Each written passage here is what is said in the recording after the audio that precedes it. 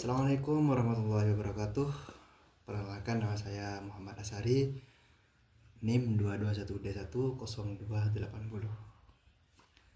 Prodi Pendidikan Ekonomi, matkul Studi Multikultural. Pada kesempatan kali ini saya akan menjelaskan tentang kondisi Indonesia saat ini berada dalam suasana aman dan tentram. Sekecil apapun konflik yang terjadi di masyarakat, pemerintah berusaha menyelesaikan dengan lebih bijaksana dan komprehensif. Namun, potensi konflik multikultural di Indonesia ini pada masa depan masih ada, dan ini bisa terjadi karena salah satunya kurangnya keadilan hukum ekonomi. Nah, di sini bagaimana pandangan saya sebagai generasi muda atau calon pendidik melihat hal tersebut? Sepakat atau sebaliknya?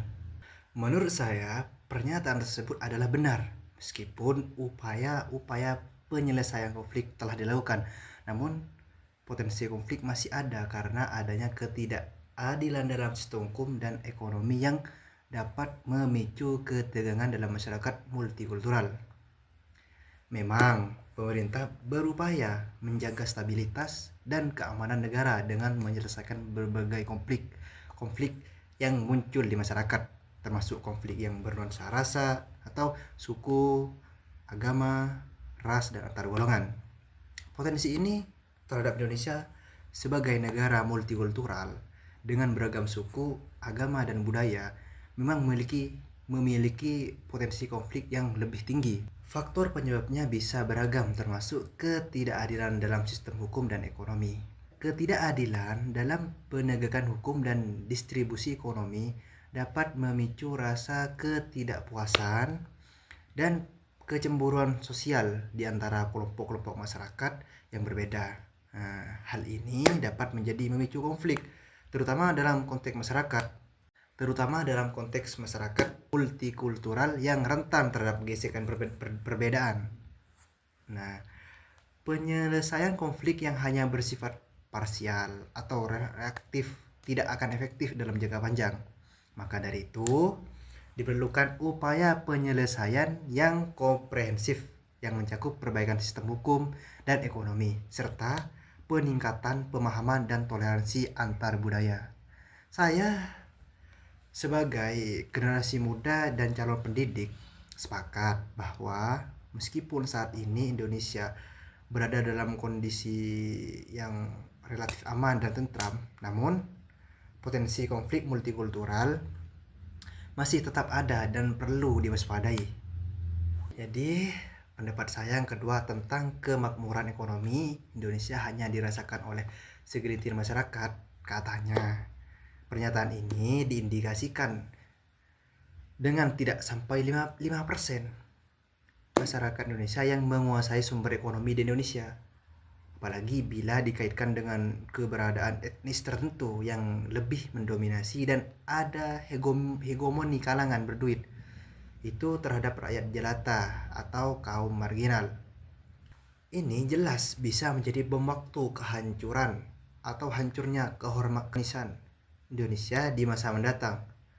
Pandangan saya terhadap pernyataan di atas, saya itu sepakat dengan penilaian para pengamat ekonomi Indonesia itu, bahwa ketimpangan sosial dan ekonomi Indonesia merupakan ancaman serius bagi keharmonisan bangsa di masa depan. Ketimpangan ini bukan hanya soal angka statistik, tapi juga warga negara dalam pembangunan. Pandangan saya terhadap ketimpangan sosial ini, realitanya memang begitu. Fakta pertama, kepemilikan ekonomi yang timpang hanya sekitar 5% penduduk yang menguasai sebagai besar aset bisnis dan sumber daya ekonomi nasional. Ini menunjukkan bahwa akses terhadap kemakmuran itu belum merata. Terus, fakta yang kedua, dominasi etnis dan kelas tertentu dalam ekonomi. Kenyataannya bahwa etnis tertentu lebih mendominasi dalam dunia bisnis bukan hal baru. Sementara banyak kelompok masyarakat lain, khususnya yang tinggal di pedesaan dan wilayah tertinggal, kesulitan memenuhi kebutuhan dasar, apalagi membangun usaha. Terus, fakta yang ketiga, hegemoni kelas elit terhadap kaum marginal kelas berduit, memiliki akses ke pendidikan lebih kuat, sementara rakyat kecil seringkali terpinggirkan dari pengambilan keputusan penting.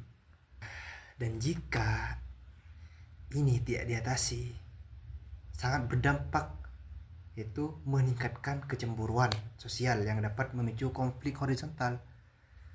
Terus yang kedua, tumbuhnya rasa tidak percaya kepada negara karena dianggap gagal kesetaraan rakyat kecil. Yang ketiga, radikalisasi ini bisa tumbuh dari kelompok yang merasa tidak punya masa depan.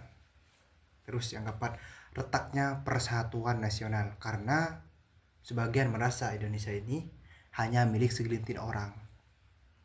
Jadi itu pendapat saya. Mungkin ada kekurangan atau kesalahan dari perkataan, mohon dimaafkan dan dimaklumi. Sekian dari pendapat saya, penjelasan tentang pendapat saya di sini. Mohon maaf sebesar-besarnya.